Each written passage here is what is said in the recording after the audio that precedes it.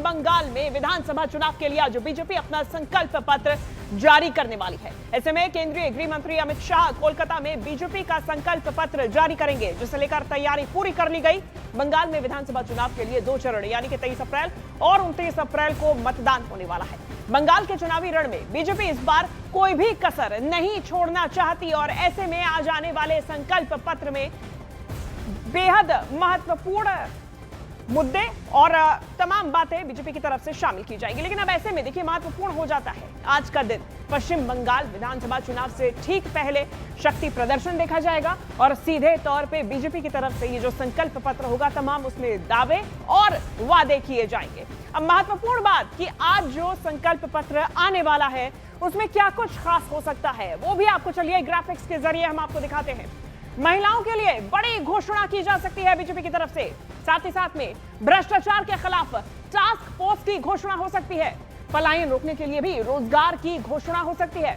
घुसपैठियों पर सख्त एक्शन की घोषणा हो सकती है। शरणार्थियों को नागरिकता देने की भी घोषणा की जा सकती है। इसके अलावा करियर गारंटी, स्टार्टअप फंड की भी बात हो सकती है, घोषणा की जा सकती है। ये तमाम बातें हैं, घोषणाएं हैं जो कि बीजेपी की तरफ से इस पत्र में जारी की जा सकती हैं। इस संकल्प पत्र की बात की जा सकती है। अब इसी बीच गृह मंत्री अमित शाह ने सोशल मीडिया प्लेटफॉर्म एक्स पर एक पोस्ट किया है जो कि बेहद महत्वपूर्ण है। टीएमसी से तंग आ चुका है बंगाल और अब बदलाव चाहता है। आज में टीएमसी के आतंक के शासन से बंगाल को मुक्त कराने के लिए बीजेपी का संकल्प पत्र जारी करूंगा और ऐसे में इसके बाद मैं पश्चिम मेदिनीपुर के देवरा में एक जनसभा और खड़गपुर में एक रोड शो के माध्यम से राज्य के भाइयों और बहनों से जुड़ने के लिए उत्सुक हूं। ये social media post Amit Shah की तरफ से किया गया और उन्होंने कहा कि आज मैं टीएमसी के आतंक के शासन से बंगाल को मुक्त कराने के लिए संकल्प पत्र जारी करूंगा।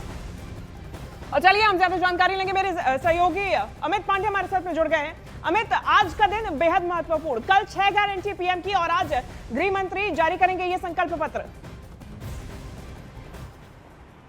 देखिए, गृह मंत्री अमित शाह आपसे थोड़ी देर में बीजेपी का संकल्प पत्र जारी करेंगे और सबसे अहम बात यह है कि बीजेपी का वादा पश्चिम बंगाल जनता से कि पश्चिम बंगाल की अस्मिता को वापस कैसे लाना है, यह मुद्दा बीजेपी जनता के सामने पेश करेगी और इसी के इर्द गिर्द जो पूरा संकल्प पत्र का ताना बाना बुना हुआ है और इसमें कुछ प्रमुख बातें होगी, जैसे कि बेरोजगारी की समस्या जो बीजेपी आरोप लगाती रही है टीएमसी पर।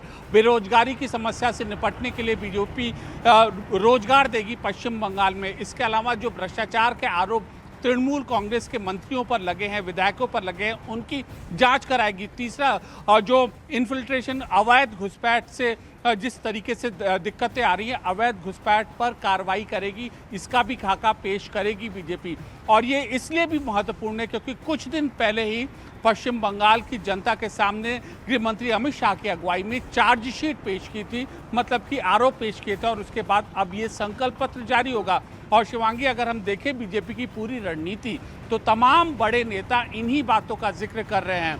पीएम मोदी ने कल संकल्प पत्र की 6 बातें जो कही थी उनका भी जिक्र, वो आधार होंगे इस संकल्प पत्र का। और अगर हम देखें कि पिछले 4 महीनों में ये तीसरी गृह मंत्री अमित शाह की पश्चिम बंगाल में प्रेस कॉन्फ्रेंस है, तो बड़े ऐलान होंगे, बड़ा वादा होगा और एक बड़ा हमला होगा तृणमूल कांग्रेस के सरकार पर। निश्चित तौर पे। और अमित, मैं आपसे ये जानने की कोशिश करूंगी, समझने की कोशिश करूंगी कि महिलाओं को, माताओं को, बहनों को सम्मान देने की बात, सम्मान वापस दिलाने की बात पीएम ने की थी।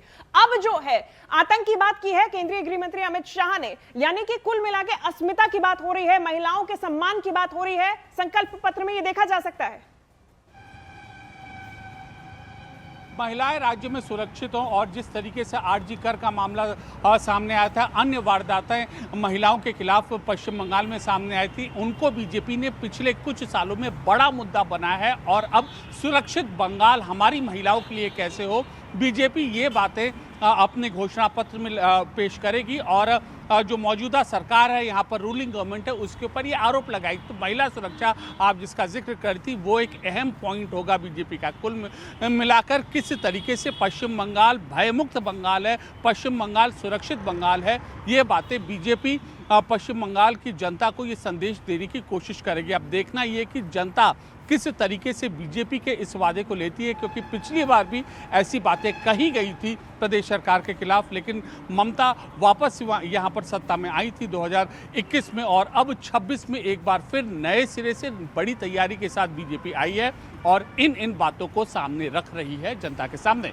निश्चित तौर पे इसके अलावा बात की जाए प्रशासनिक जितनी भी बातें हैं, मुद्दे हैं, उनको लेकर भी जिक्र किया गया था। अमित, आप बने रहिए हमारे साथ में। इस बीच बड़ी जानकारी सामने आ रही है कि इससे पहले कल प्रधानमंत्री नरेंद्र मोदी ने बंगाल में चुनाव प्रचार करते हुए 6 गारंटी का वादा किया, जिससे टीएमसी के खेमे में खलबली मच गई है। पीएम मोदी ने भ्रष्टाचार की फाइल्स खोलने से लेकर घुसपैठियों को बाहर करने तक की गारंटी दी, जिससे टीएमसी की बेचैनी बढ़ गई। पीएम ने कहा कि जिन्होंने बंगाल को लूटा सबका हिसाब होगा।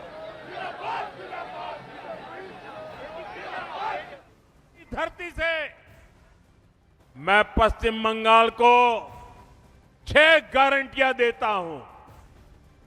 मोदी की पहली गारंटी, टीएमसी ने भय फैलाया, सरकार और सरकारी सिस्टम को भय का माध्यम बनाया। आज बात बात पर लोगों को कोर्ट से न्याय मांगना पड़ता है। बीजेपी सरकार भय की जगह भरोसा कायम करेगी, कानून पर भरोसा लौटाएगी। मोदी की दूसरी गारंटी, बीजेपी सरकार में सरकारी सिस्टम जनता की सेवा के लिए जवाबदेह होगा, अकाउंटेबल होगा। मोदी की तीसरी गारंटी, हर घोटाले, हर करप्शन और बेटियों के साथ हुए हर अन्याय, हर रेप केस की फाइलें खुलेगी।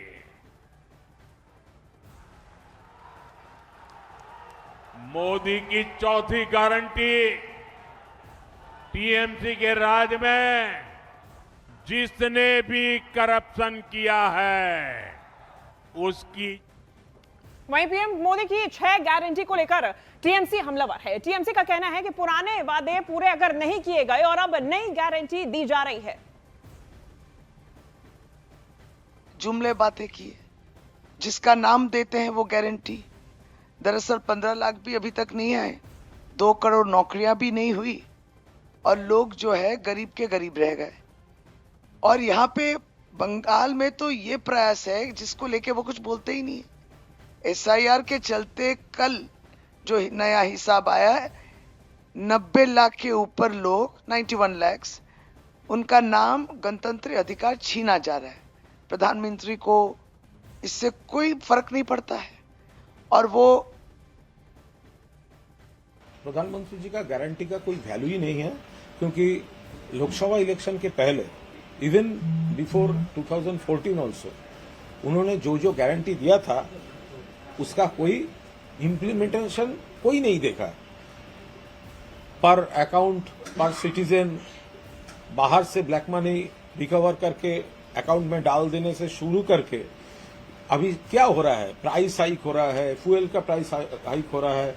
जो एक आम आदमी को रोटी, कपड़ा और मकान, ये छोड़ के जो नेगेटिव प्रेशर होना चाहिए, मोदी गवर्नमेंट पूरा वो नेगेटिव प्रेशर डाल रहा है आम जनता के ऊपर।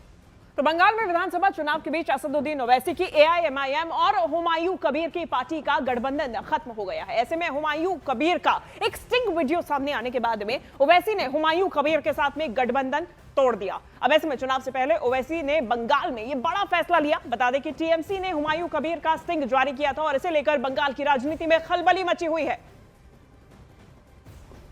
और ये जो है हुमायूं कबीर को लेकर एक कथित स्टिंग ऑपरेशन, स्टिंग वीडियो जारी किया गया था। अब इसके बाद में जो बंगाल की सियासत है, विधानसभा चुनावों से ठीक पहले स्टिंग सामने आने के बाद में काफी ज्यादा इंटरेस्टिंग भी हो गई है, क्योंकि ये जो चुनावी गठबंधन था अब ये चुनाव से पहले ही टूट चुका है। अब ऐसे में उस असदुद्दीन ओवैसी की तरफ से ये गठबंधन स्टिंग वीडियो सामने आने के बाद में तोड़ दिया गया और ऐसे में ये जो स्टिंग ऑपरेशन था, वीडियो था, जो टीएमसी की तरफ से जारी किया गया, कथित आरोप भी लगाए गए। अब ऐसे में समझिए इसे, हुमायूं कबीर के कथित स्टिंग वीडियो से पश्चिम बंगाल की सियासत में जो हड़कंप मचा हुआ है, टीएमसी ने उस वीडियो को जारी किया था। इसको लेकर चुनाव में हुमायूं और बीजेपी के बीच में बड़ी डील का आरोप लगाया गया। टीएमसी का दावा है कि यह वीडियो हुमायूं कबीर का एक तरह का स्टिंग वीडियो है। टीएमसी का कहना है कि स्टिंग में हुमायूं कबीर ममता बनर्जी के खिलाफ साजिश और मुस्लिम वोटों के ध्रुवीकरण को लेकर किसी से चर्चा करते हुए नजर आ रहे हैं। वीडियो में बीजेपी के साथ कथित तौर पर 1000 करोड़ रुपए की डील का जिक्र होने की भी बात की जा रही है और ऐसे में यह दावा किया गया। इस वीडियो को टीएमसी नेता निरंजन दास और ऑल इंडिया तृणमूल कांग्रेस ने अपने एक्स हैंडल पर साझा किया। टीएमसी का आरोप है कि पर्दे के पीछे चुनावी रणनीति और सौदेबाजी चल रही थी। वहीं बीजेपी नेता शुभेंदु अधिकारी ने वीडियो को एआई जनरेटेड बताते हुए कोर्ट केस करने की बात कही।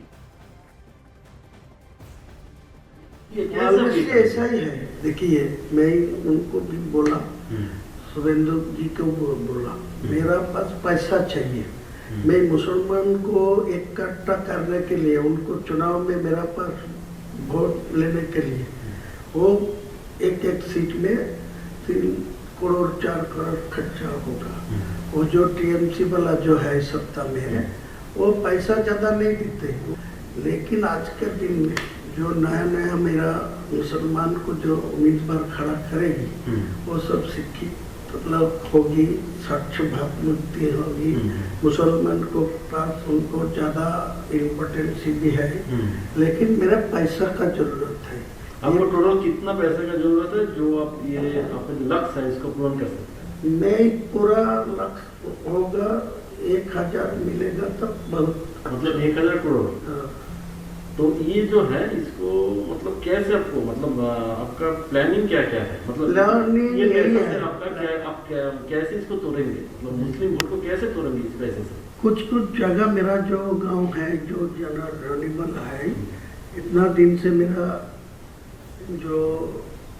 खिलाफ जो जितना बार मैं चुनाव लड़ा, तो आपका पार्टी का कोई उम्मीदवार था, तो उम्मीदवार को पास ज्यादा पैसा भी आ रहा है, लेकिन वो पैसा ग्रास रूट में वो यूज नहीं पहुंचा नहीं, लेकिन मेरा इतना ग्रास रूट में आदमी है, उनको घर घर कोई पैसा पहुंचेगी ना, तो ये कोई बेअहमी नहीं करेगी। और अमित पांडे मेरे सहयोगी ज्यादा जानकारी के साथ जुड़ गए हैं। अमित, वीडियो के पीछे की सच्चाई क्या है, ये तो जांच के बाद में खुलासा होगा, सामने आएगा, लेकिन जो चुनावी गठबंधन था इस वीडियो की वजह से वो चुनाव से पहले ही टूट गया है।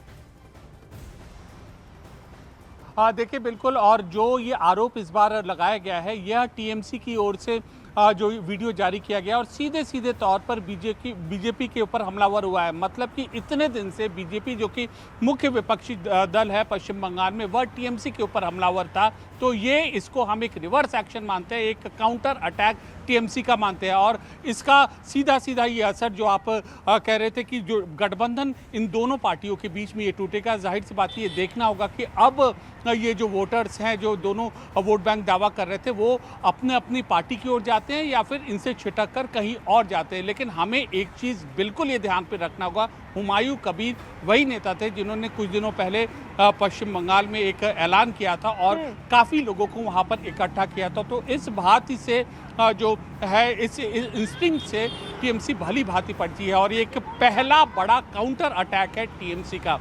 अब ये देखना होगा कि किस तरीके से पब्लिक इन आरोपों को लेती है, कैसे स्वीकारती है, किस तरीके से उसका वोटिंग का रुख है। लेकिन जैसे जैसे समय आगे बढ़ता जाएगा इसी तरीके के जो पॉलिटिकल बम हैं और फूटते हुए हमें दिखाई देंगे निश्चित तौर पे। लेकिन इस वीडियो का कितना असर देखा जा सकता है ये भी अब देखने वाली बात होगी। फिलहाल बहुत शुक्रिया आपका अमित, तमाम जानकारी हम तक पहुंचाने के लिए। और देखिए, हुमायूं कबीर का जो कथित स्टिंग वीडियो सामने आया है उसके बाद में पश्चिम बंगाल में सियासत तेज हो चली है। टीएमसी बीजेपी पर हमलावर है, दूसरी तरफ हुमायूं कबीर ने इस वीडियो को फेक बताया है। वो कोर्ट में उसको जाने को कहिए, वो कोर्ट में ये हम लोग भी डिफरेंट सोर्स से मिला, हम लोग ये दिखाया। अगर ये ठीक नहीं है तो वो मीडियाबाजी करने से कोई फायदा नहीं है, वो स्ट्रेट कोर्ट में चला जाए और ये वीडियो ओरिजिनल है या फेक है तो वो चैलेंज करके उसको कोर्ट जाना चाहिए, फिर कोर्ट में हम लोग का मुलाकात होगा। कोई बीजेपी के साथ मेरा 1 करोड़ भी डील नहीं हुआ, 1000 करोड़ तो दूरस्थ। तो उनको बोलने दीजिए, जो इनको सबूत देना चाहिए, कहाँ का कौन से बीजेपी को नेता को साथ मेरा मिला है, मैं उनको साथ मिला, वो मेरा साथ मिला। कोई वीडियो दिखाना का हिम्मत है तो दिखा देने। तो वहीं बीजेपी इसे टीएमसी की एक साजिश बता रही है, जबकि कांग्रेस नेता अधीर रंजन चौधरी की तरफ से पूछा गया कि चुनाव प्रचार में हेलीकॉप्टर से घूमने के लिए हुमायूं के पास इतना पैसा आया कहां से? तरह तरह की बात सोशल मीडिया में आते जाते रहते हैं। अगर ये सच है तो आम लोगों के सामने सवाल जरूर खड़ा होगी कि हुमायूं कबीर आदमी तो है, लेकिन किसके लिए काम कर रहे हैं, ये सवाल जरूर पैदा होंगे। इतने पैसे उनके पास, इतने धन कैसे आए कि हेलीकॉप्टर की इस्तेमाल कर रही है? तो ये तो सवाल आ ही रही है बाजार में, लोगों के मन में। तो इसके साथ साथ ये जो मुद्दा आप जिक्र कर रहे हैं, ये अगर सामने आए तो लोगों को पता चलेगी कि नोटों के कौन कर रहे हैं, ढोंग कौन कर रहे हैं और लोगों को गुमराह कौन कर रहे हैं। लोग इस पर जरूर विचार करेंगे।